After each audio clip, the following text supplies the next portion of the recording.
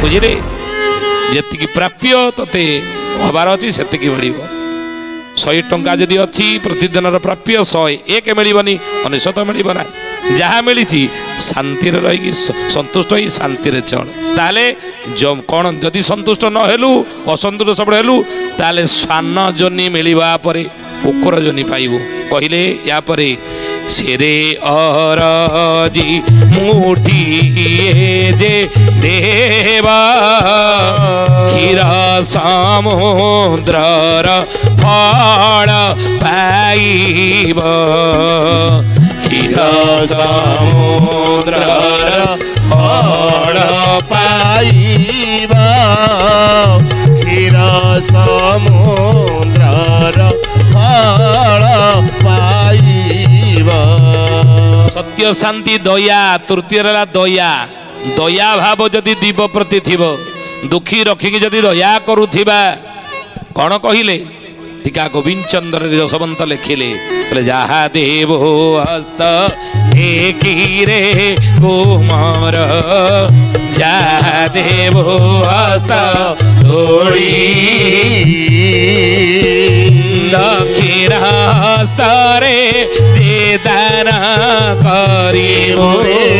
ଦକ୍ଷିଣ ହସ୍ତରେ ଯେ ଦାନ କରିବୁ। ପଥକୁ ସଂଖାଳିରେ କୋମର, ହେ ପଥକୁ ସଂଖାଳି।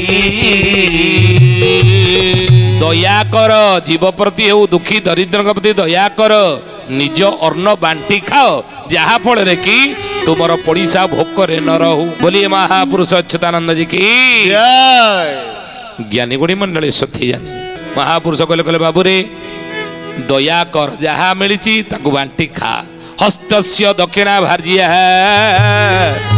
ଯସ୍ୟ ଦାରା ସୁତୟ ତଦବନ୍ଧୁ ସଦା ସତ୍ୟ ଜନନୀ ପରିବର୍ଦ୍ଧୟେତ୍। ଭଗବାନ ମଣିଷକୁ ହାତ ଦେଇଛନ୍ତି କ'ଣ ପାଇଁ? ଜଗତର ସେବା କରିବା ପାଇଁ। ଦାନ ଦ୍ୱାରା ହାତର ପୁଣ୍ୟ ହେଇଥା। ତେଣୁ ରେ କଳି ଯୁଗର ମଣିଷ ମନେ ରଖନ୍ତି ଏ କଥା, ଯେତିକି ରୋଜଗାର କରୁଛନ୍ତି, ଯାହା କମେଇଲେ ତାର ଏକ ଅଂଶ ସମାଜକୁ ଆମେ ଦାନ କରିବା ଦରକାର।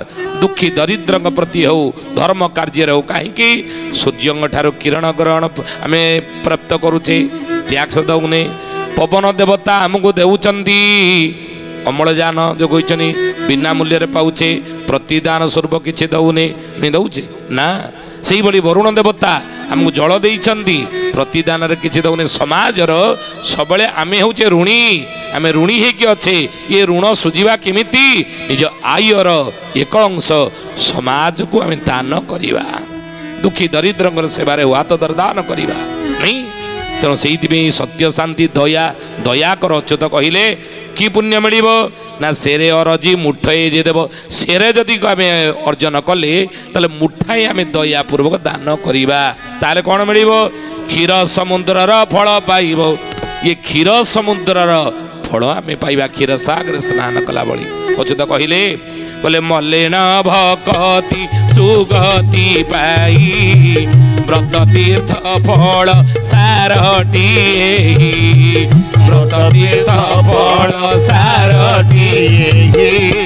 ବ୍ରତ ତୀର୍ଥ ଫଳ ସାରଟିଏ। ମଲେଣ ଭକତି ସୁଗତି ଆମକୁ ମିଳିବ, ସୁଗତି ଆମକୁ ପ୍ରାପ୍ତ ହେବ। ଭୂଲୋକ, ଭୁବଲୋକ, ସ୍ୱଲୋକ, ମହଲୋକ, ଜନଲୋକ, ତପଲୋକ, ସତ୍ୟ ଲୋକ, ଏଭଳି ଆମକୁ ଲୋକ ପ୍ରାପ୍ତ ହେବ।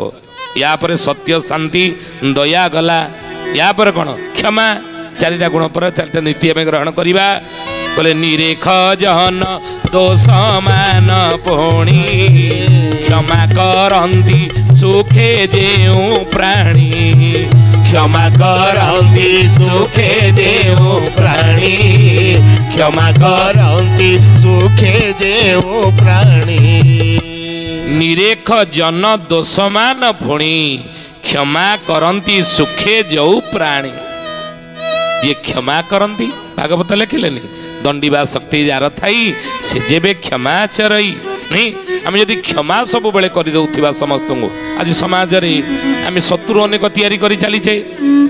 ଆଜି ଭାଇ ଭାଇର ଶତ୍ରୁ ହେଉଛି, ଆଜି ବାପର ପୁଅ ଶତ୍ରୁ ହେଉଛି।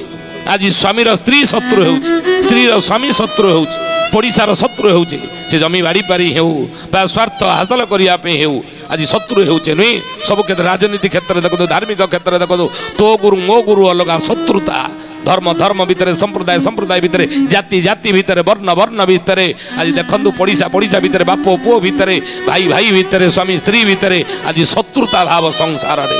ତା ଭିତରେ ଗୋଟେ ପ୍ରେମ ନାହିଁ, ଭଲ ପାଇବା ଆଜି ନାହିଁ, ସମ୍ପର୍କ ଆଜି କ'ଣ ନା କଳୁଷିତ ହେଇଛି। ସମ୍ପର୍କ ଠାରୁ ଆମେ ବହୁତ ଦୂରରେ। ସ୍ୱାର୍ଥମୟ ସଂସାର ଏ ଦୁନିଆ, ମଣିଷ ଆଜି ସ୍ୱାର୍ଥରେ ବୁଡ଼ି ରହିଛି। ତେଣୁ ହେଇ ଜ୍ଞାନୀ ଗୁଣୀ ମଣ୍ଡଳୀ, ଆମେ ଶତ୍ରୁ ସୃଷ୍ଟି କରି ଚାଲିଲେ ନାଇଁ। କିନ୍ତୁ ଅଚ୍ୟୁତାନନ୍ଦ ମହାପୁରୁଷ କହିଲେ, ବାବୁରେ ମଣିଷ ଜୀବନର ଏ 4ଟି ନୀତି ଭିତରୁ ଶେଷ ନୀତି ହେଉଛି କ'ଣ ନା, କ'ଣ କରିବୁ? କ୍ଷମା। ତୁ କ୍ଷମା କରିଦେ। ସ୍ତ୍ରୀ ହେଇଥାଉ, ସେ ଦୋଷ କଲା ତାହେଲେ କ୍ଷମା କର, ତାହେଲେ ତୁ ଉତ୍ତମ ପୁରୁଷରେ ଗଣା ହବ, ଉତ୍ତମ ସ୍ୱାମୀ ହବୁ ନାଇଁ। ଯଦି ତୁ ବାପ ହେଇଛୁ ତାହେଲେ ପୁଅ ଯଦି ଦୋଷ କଲା ତାକୁ ତୁମେ କ୍ଷମା ଦେବ। ତାକୁ କ'ଣ ଘରୁ ବାହାର କରିଦେବା, ଭିନେ କରିଦେବା? ପୁଅକୁ ଆମେ କ'ଣ କରିଦେବା, ବାହାର କରିଦେବା ଘରୁ? ନା। ତେଣୁ ତାକୁ କ'ଣ କରିବ ନା, ତାକୁ କ୍ଷମା ଦେବ। ଦୋଷ ହୁଏତ ପର ମୁହୂର୍ତ୍ତରେ ସେ ପରିବର୍ତ୍ତନ ହେଇପାରେ। ଭାଇ ଯଦି ଦୋଷ କଲା କ'ଣ ଭାଇ ଠାରୁ ଭିନେ ହେଇଯିବା? ନା, ଭାଇକି କ୍ଷମା ଦେ। ପଡ଼ିଶା ଯଦି ଭୁଲ କଲା ତାକୁ କ'ଣ ଦୂରେଇ ଦେବା, ଶତ୍ରୁ ସୃଷ୍ଟି କରିବା? ନା, ଶତ୍ରୁ ନୁହଁ, ମିତ୍ରତା ସୂତ୍ରରେ ସମସ୍ତଙ୍କୁ ବାନ୍ଧନ୍ତୁ। ଏ ଜ୍ଞାନୀ ଗଣିବା ସଂସାରରେ ମିତ୍ର ଦୁନିଆରେ କେଇ ଦିନ ବଞ୍ଚିବା, ଆସିଥିଲେ ପୁଣି ଚାଲିଯିବା ସଂସାରରୁ। ଆମ ପୂର୍ବରୁ କେତେ ଏଇଭଳି ଶତ୍ରୁ ସୃଷ୍ଟି କରି ମରି ହଜି ଗଲେଣି। ଦୁନିଆ ମନେ ରଖିନି ତାକୁ, କିନ୍ତୁ ମନେ ରଖିଛି କାହାକୁ? ମଦର ଟେରେସାକୁ ମନେ ରଖିଛି, ମନେ ରଖିଛି କାହାକୁ? ବିନୋବା ଭାବେକୁ ମନେ ରଖିଛି ଏ ସଂସାର, ମନେ ରଖିଛି କାହାକୁ? ଅବଦୁଲ କାଲାମକୁ ମନେ ରଖିଛି ଏ ଦୁନିଆ, ମନେ ରଖିଛି କାହାକୁ? ଯୀଶୁ ଖ୍ରୀଷ୍ଟକୁ ମନେ ରଖିଛି ଏ ଦୁନିଆ। କାହିଁକି ନା ସଂସାରକୁ ପ୍ରେମ ବାଣ୍ଟି ଦେଲେ, ଭଲ ପାଇବା ସଂସାରକୁ ବାଣ୍ଟିଲେ, ଭଲ ପାଇବା ସୂତ୍ରରେ ସମସ୍ତଙ୍କୁ କୋଳେଇ ନେଲେ ବୋଲି ଆଜି ଦୁନିଆ ମନେ ରଖିଛି। ଶତ୍ରୁ ସୃଷ୍ଟି ଦୁନିଆରେ କରିନାହାନ୍ତି ସଂସାରରେ। ତ ଅଚ୍ୟୁତାନନ୍ଦ ସେଇ କଥା ମାଳିକାରେ ଲେଖିଲେ, କହିଲେ ବାବୁରେ ନିରେଖ ଜହନ ଦୋଷମାନ ପୁଣି କ୍ଷମା କରନ୍ତି ସୁଖେ ଯେଉଁ ପ୍ରାଣୀ, କ୍ଷମା କରନ୍ତି ସୁଖେ ଯେଉଁ ପ୍ରାଣୀ, କ୍ଷମା କରନ୍ତି ସୁଖେ ଯେଉଁ ପ୍ରାଣୀ। ସେ ଜନ ନିତ୍ୟ ସ୍ଥଳେ ହୁଅନ୍ତି ଦାସ, ମନୁଷ୍ୟ ମଧ୍ୟେ ବୀଜ 4 ଅଂଶ, ମନୁଷ୍ୟ ମଧ୍ୟେ ବୀଜ 4 ଅଂଶ।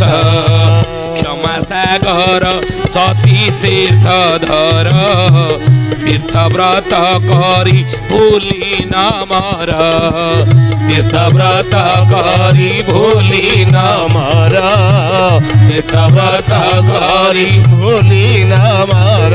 ଆଉ ସତ୍ୟ ଶାନ୍ତି ଦୟା କ୍ଷମା ହିଁ ବାଟ, ଅହଙ୍କାର ତମ ଯେ ମାୟା ଖଣ୍ଡ, ଅହଙ୍କାର ତମ ଯେ ମାୟା ଖଣ୍ଡ, ଅହଙ୍କାର ତମ ଯେ ମାୟା ଖଣ୍ଡ।